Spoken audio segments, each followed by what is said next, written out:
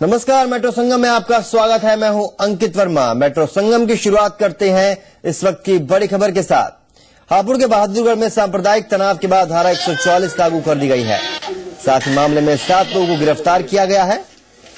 इलाके में अतिरिक्त सुरक्षा बल भी तैनात कर दिया गया है। वहीं प्रमुख सचिव गृह नीरज गुप्ता ने जानकारी दी है कि इलाके में हालात नियंत्रण में है और तनाव फैलाने वालों के खिलाफ कड़ी कार्रवाई की जा रही है। आपको बता दें कि मामूली बात पर शुरू हुई 2 छात्रों की लड़ाई ने बहादुरगढ़ इलाके में सांप्रदायिक रूप ले लिया है। झगड़ा इतना बढ़ गया कि दोनों गुटों में पत्थरबाजी और हवाई फायरिंग हुई। कई वाहनों और दुकान में आग लगाई गई है, लेकिन मामले पर पुलिस प्रशासन अभी तक खामोश है। इस घटना में एक पुलिसकर्मी समेत आधा दर्जन से ज्यादा लोग घायल हुए हैं। घायलों को पुलिस ने अस्पताल में भर्ती कराया है। पुलिस ने हालात पर काबू पाने के लिए सर्च अभियान चलाया। पुलिस और प्रशासन के आला अफसरों ने लोगों की शांति बनाए रखने की अपील की है। इस खबर पर ज्यादा जानकारी के लिए बात करते हैं जी मीडिया संवाददाता मोहम्मद ताहिर से। मोहम्मद ताहिर, इस वक्त वहां पर कैसी स्थिति है? घायलों के बारे में जानकारी जानना चाहेंगे और इस वक्त कितने लोग गिरफ्तार हुए हैं? जी, आपको बता दूं, पुलिस ने जो डीआईजी के आह्वान पर 7 सर्च अभियान चलाया था, जिसमें 7 लोगों को गिरफ्तार किया गया है। उसके अलावा जो आपको बता दूं, जो घायल लोग हैं, घायल लोगों को के बारे में जानकारी की तो उनकी स्थिति इतनी नाजुक नहीं है, हालत ठीक है, खतरे से बाहर बताए जा रहे हैं। जी मोहम्मद ताहिर, शुक्रिया जानकारी देने के लिए।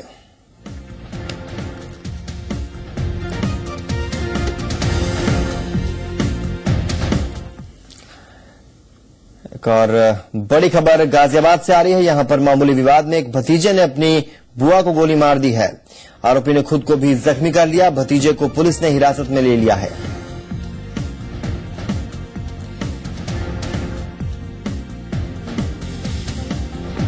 इस वक्त की बड़ी खबर गाजियाबाद से। यहां पर रिश्तों को शर्मसार करने वाली एक वारदात सामने आई है।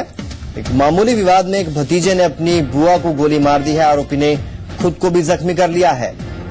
भतीजे को पुलिस ने हिरासत में ले लिया है। लोनी इलाके की ये पूरी वारदात है। तो इस वक्त की बड़ी खबर गाजियाबाद से आ रही है। यहां पर लोनी इलाके में रिश्तों को शर्मसार करने वाली वारदात सामने आई है। इस खबर पर ज्यादा जानकारी के लिए बात करते हैं जी मीडिया संवाददाता यादराम से। यादराम, जानना चाहेंगे क्या है ये पूरा मामला?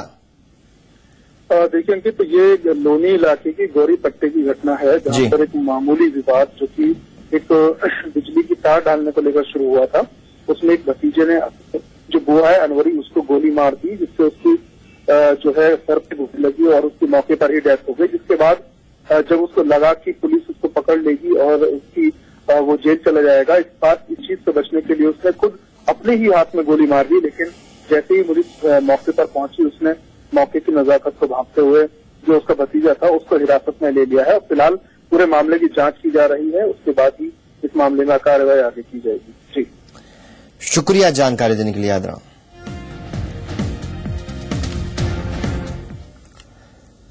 और अब बात करते हैं सबसे चर्चित Salman hit and run case की खबर से। इस केस में मुंबई पुलिस ने जो कोर्ट में बयान दिए हैं, उसे जानने के बाद जानकार भी मानने लगे हैं कि इसमें इंसाफ की गुंजाइश कम कर दी गई है।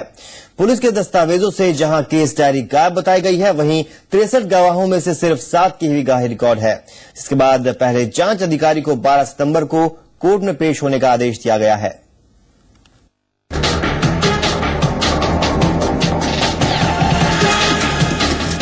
मुंबई पुलिस ने 2002 हिट एंड रन केस में जो बयान अदालत में दिया है, वो सलमान खान के लिए राहत की बात हो सकती है।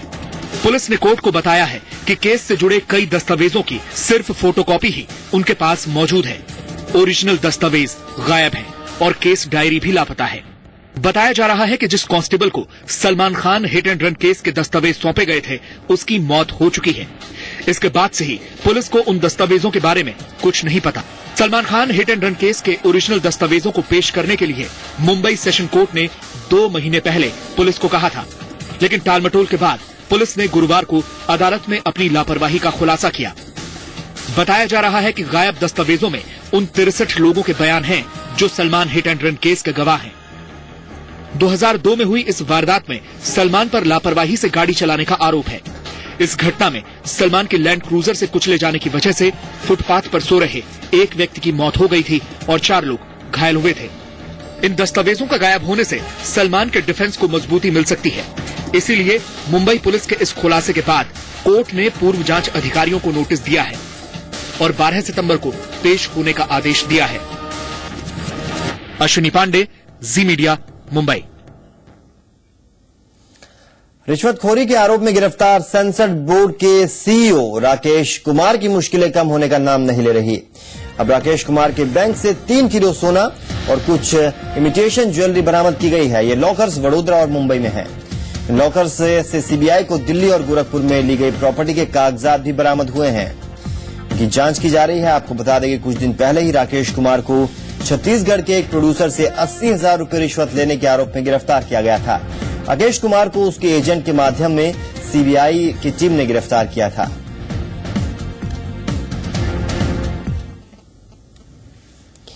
फिल्म सेंसर बोर्ड के सीईओ राकेश कुमार के खिलाफ छत्तीसगढ़ के प्रोड्यूसर की शिकायत ने जहां उन्हें कानून के शिकंजे में कर दिया है, वहीं एक गिरफ्तार एजेंट के खुलासे ने भी खलबली मचा दी है।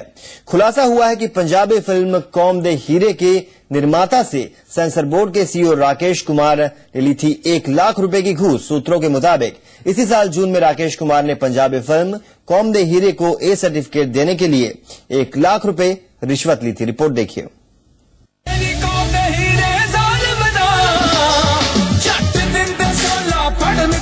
मेरा मन कीता कि मैं ओदे वाला अज ओथे 16 पढ़ दे बस।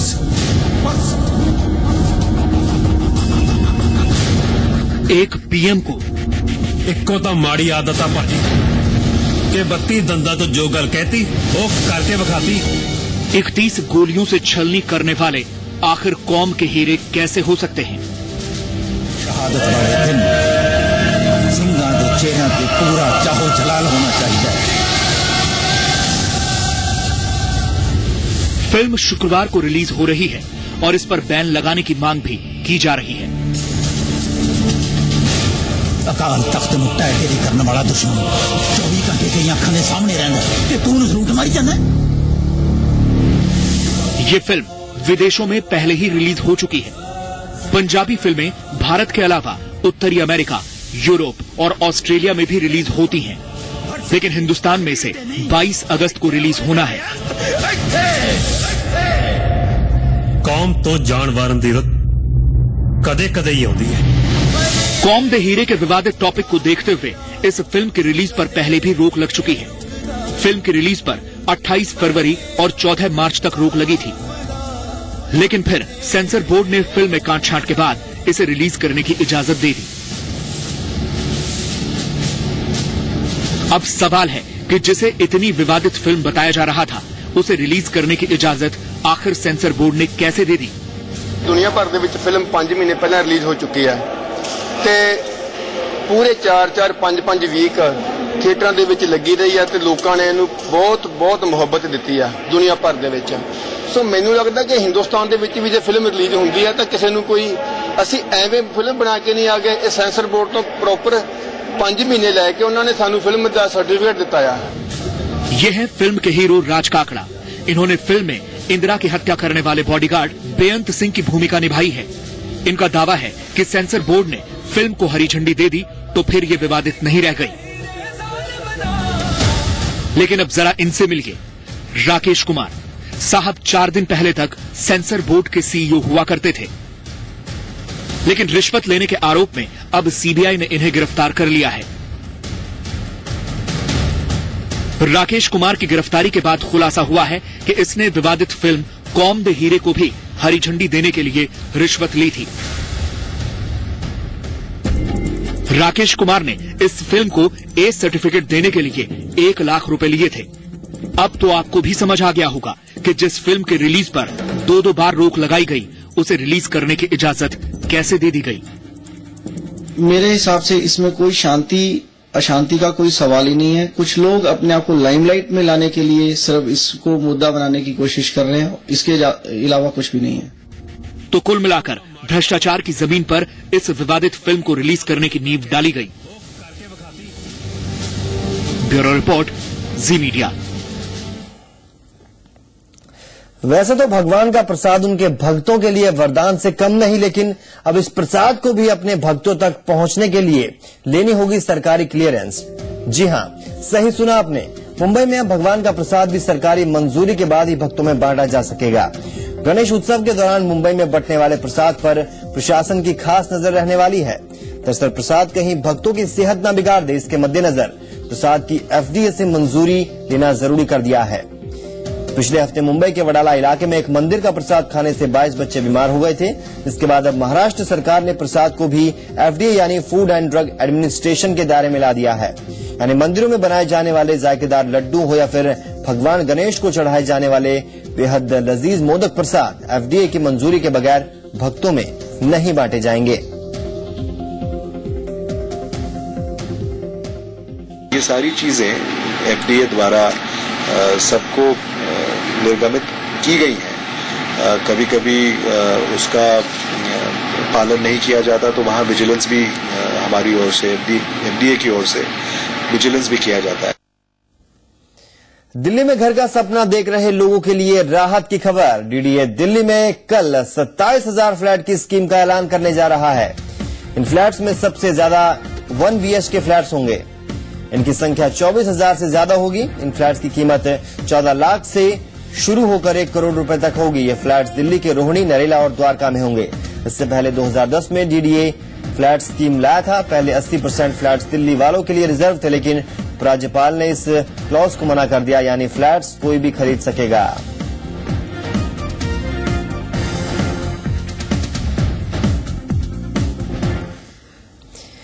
केंद्रीय स्वास्थ्य मंत्री डॉक्टर हर्षवर्धन एक बड़े विवाद में फंस गए हैं। एम्स के chief vigilance officer Sanjeev Chaturvedi को पद से हटाने का डॉक्टर हर्षवर्धन का फैसला सवालों के घेरे में आ गया है। नियुक्ति के बाद से ही संजीव ने एम्स में कई घोटालों का पर्दाफाश किया था। एक रिपोर्ट देखिए। एम्स के chief vigilance officer Sanjeev Chaturvedi को पद से हटाने का फैसला केंद्रीय स्वास्थ्य मंत्री डॉक्टर हर्षवर्धन के लिए गले की फांस बन गया है। ईमानदार छवि के लिए मशहूर डॉक्टर हर्षवर्धन के इस फैसले पर चौतरफा सवाल उठ रहे हैं। हालांकि स्वास्थ्य मंत्री का कहना है कि जून 2012 से पद पर तैनात संजीव बिना इजाजत ही काम कर रहे थे, इसीलिए 3 महीने तक उन्हें पद से हटा दिया गया है। संजीव चतुर्वेदी यहाँ जिस पोस्ट पर काम कर रहे थे उस पोस्ट पर काम करने के लिए वो एलिजिबल ही नहीं है और सेंट्रल विजिलेंस कमीशन की अप्रूवल के बगैर कोई भी उस पद पर काम नहीं कर सकता। हरियाणा कैडर के 2002 बैच के IAS अफसर संजीव चतुर्वेदी की नियुक्ति UPA 2 के कार्यकाल में जून 2012 में हुई थी। इनका कार्यकाल जून 2016 तक था। नियुक्ति के बाद से ही संजीव चतुर्वेदी ने एम्स में कई घोटालों का पर्दाफाश किया। एम्स नवीनीकरण योजना में धांधली, सिक्योरिटी गार्ड्स की तैनाती में धांधली, बाजार कीमत से ज्यादा पर इक्विपमेंट खरीदे जाने में धांधली। लेकिन भ्रष्टाचार के खिलाफ संजीव की ये जंग ही उनके लिए मुसीबत बन गई। एम्स में डिप्टी डायरेक्टर एडमिनिस्ट्रेशन के पद पर तैनात रहे विनीत चौधरी के खिलाफ कार्रवाई करने के बाद से ही चतुर्वेदी के लिए मुश्किलें बढ़ती चली गयी। विनीत चौधरी हिमाचल कैडर के IAS अफसर हैं। संजीव चतुर्वेदी की पहचान एक ईमानदार अफसर की है। शायद इसीलिए उन्हें पिछले 5 साल में 12 तबादले झेलने पड़े हैं। लेकिन संजीव के खिलाफ कार्रवाई से मोदी सरकार की कथनी और करनी पर सवाल खड़े हो गए हैं। ब्यूरो रिपोर्ट, जी मीडिया। दिल्ली में प्रदूषण का स्तर कितना है, ये एक गंभीर सवाल है, लेकिन इसका जवाब भी कम गंभीर नहीं है। दिल्ली में गैर सरकारी संगठन टॉक्सिक लिंक की एक रिपोर्ट में कई सवाल खड़े किए गए हैं। दिल्ली ने जिस रफ्तार से अपने पैर फैलाए हैं, उतनी ही रफ्तार से शहर की मुश्किलें भी बढ़ती जा रही हैं। प्रदूषण को लेकर सरकार ने कई मुहिम चलाई, लेकिन नतीजा निकला 0। इस बीच टॉक्सिक लिंक नाम की एक संस्था की एक रिपोर्ट के मुताबिक दिल्ली में कई जगहों पर प्रदूषण का स्तर खतरनाक स्तर को पार कर चुका है। टॉक्सिक लिंक की रिपोर्ट के मुताबिक इस रिपोर्ट को तैयार करने में कुल 51 जगहों का सर्वे किया गया है। सर्वे में कई इलाकों में प्रदूषण का स्तर तय सीमा से ज्यादा पाया गया है। रिसाइकलिंग और असंगठित उद्योगों की वजह से प्रदूषण की ये स्थिति हुई है। दिल्ली के समयपुर, बादली, दक्षिणपुरी, मायापुरी, ओखला, नजफगढ़ और नागलोई जैसे इलाकों में प्रदूषण का स्तर काफी बढ़ गया है, क्योंकि इन स्थानों पर रिसाइकलिंग यूनिट्स के अलावा असंगठित उद्योग सबसे ज्यादा हैं। दिल्ली के मास्टर प्लान के मुताबिक 2021 तक सभी उद्योगों को दिल्ली से बाहर किया जाना है, लेकिन अभी तक इस दिशा में कोई ठोस काम शुरू नहीं हुआ है। सबसे ज्यादा दिक्कत ई कचरे की रिसाइकलिंग और एसिड इंडस्ट्री से है। सरकार ने पर्यावरण के संरक्षण के लिए कानून तो कई बनाए हैं, लेकिन इसका कोई भी असर नजर नहीं आ रहा है। दिल्ली में 18 जगह तो ऐसी हैं जहां पर प्रशासन को तुरंत कार्रवाई करनी चाहिए, लेकिन लगता है सरकार सो रही है। Bureau report, C media. Noida builder association ने प्रधानमंत्री नरेंद्र मोदी और पर्यावरण मंत्री प्रकाश जावड़ेकर को चिट्ठी लिखी है। बिल्डरों ने ओखला पक्षी विहार के 10 किलोमीटर के दायरे में निर्माण कार्य पर लगी रोक पर जल्द फैसला लेने का अनुरोध किया है। आपको बता दें कि एनजीटी निर्माण कार्य पर रोक लगा दिया है। इसके बाद बिल्डर सुप्रीम कोर्ट में गए हैं।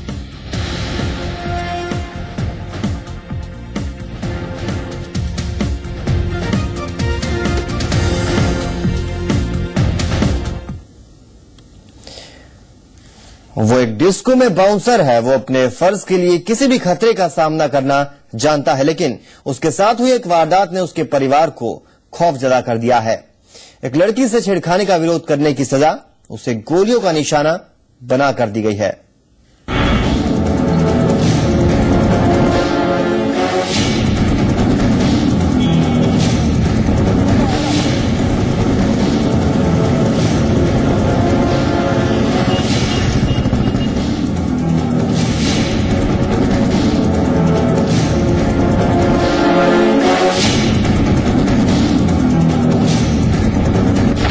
गाजियाबाद का कौशाम्बी इलाका उस वक्त गोलियों की तड़तड़ाहट से सन्न हो गया जब ईडीएम मॉल के सामने बाइक सवार 2 युवकों ने इस युवक को अपनी गोलियों का निशाना बना दिया। उस खौफनाक वारदात से मिले इन जख्मों से जूझते इस युवक का नाम प्रवीण है। प्रवीण नाम है उनका। क्या करते हैं प्रवीण? वो चिलम डिस्को में काम करते हैं। क्या है चिलम डिस्को में? बाउंसर है। बताया जा रहा है कि कुछ दिनों पहले एक लड़की को छेड़ने वाले युवकों से प्रवीण का विवाद हुआ था। परिजनों को भी इसी बात की आशंका है कि प्रवीण को इस हालत तक पहुंचाने वाले वही युवक हो सकते हैं। बेटा क्या देखा था आपने? फायरिंग हुई थी। कितने लोग थे? 2। किस चीज पे थे? बाइक पे। हथियार दोनों ने ले रखे थे? एक ने ले रखे थे, 2 हथियार ले रखे थे। उसने फिर क्या किया? उसने फायरिंग कर दी, तो वो भागे, वो बचाने के लिए फिर वो अंदर बढ़ गए, फिर इतने में वो बाइक से निकले। कितनी गोली मारी? एक लगी है, 2-3 फायरिंग करी थी उन्होंने। शुरुआती तफ्तीश के आधार पर पुलिस ने मामला दर्ज कर कार्रवाई तेज कर दी है। पुलिस को फिलहाल प्रवीण के बयान का इंतजार है, जिसके आधार पर पुलिस अंतिम फैसले पर जाना चाहती है। का काम करते हैं तो उनका 15 अगस्त को झगड़ा हुआ था पूर्व में, तो उसके वजह से आज जब वो जैसे अपने गांव से निकले थे तो फायरिंग हुई, गोली उनके लग गई। अस्पताल में भर्ती प्रवीण की हालत अभी भी गंभीर बनी हुई है, लेकिन डॉक्टर्स को उम्मीद है कि वो जल्द ही बेहतर हालत में होगा। वहीं इस बात की भी उम्मीद है कि तब तक प्रवीण के गुनहगार भी गाजियाबाद पुलिस के शिकंजे में होंगे। यादराम, जी मीडिया, गाजियाबाद। नागपुर में मेट्रो रेल परियोजना का शिलान्यास करने पहुंचे पीएम मोदी ने बिजली उत्पादन पर जोर दिया है। उन्होंने कहा कि आने वाले वर्षों में हर घर बिजली का लक्ष्य रखा गया है और उनकी सरकार बनने के बाद सबसे ज्यादा बिजली से जुड़ी योजनाओं को लेकर काम किया गया। उन्होंने कहा कि सरकार की जनधन योजना से किसानों को लाभ होगा।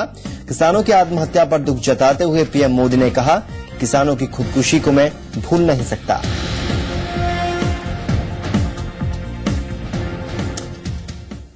सबसे पहले प्राथमिकता देनी होती है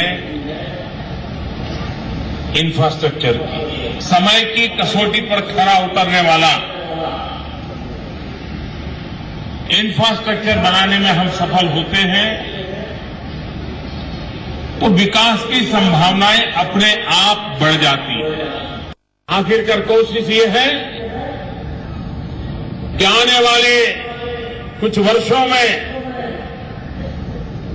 हिंदुस्तान के हर गांव में हर गरीब से गरीब परिवार को भी 24 घंटे बिजली उत्पन्न पहुंचाना है। बिजली आती है तो उसके साथ उद्योग भी आते हैं।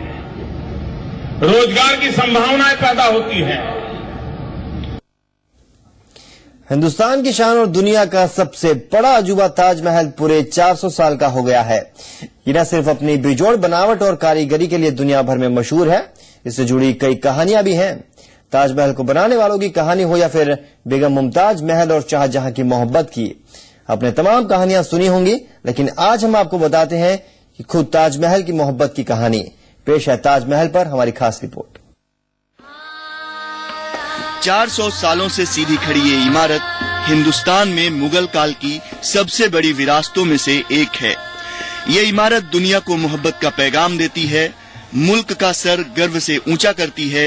ये दुनिया का 8वां अजूबा है। कहते हैं मुगलकालीन बादशाह शाहजहां ने ताजमहल अपनी बेगम मुमताज महल के लिए बनवाया था। लेकिन मोहब्बत की दास्तां सिर्फ इतनी ही नहीं है, मोहब्बत ताजमहल को भी है। और जिन लोगों ने ताउम्र ताज की मोहब्बत देखी है, वो बताते हैं कि ताजमहल की मोहब्बत है यमुना नदी।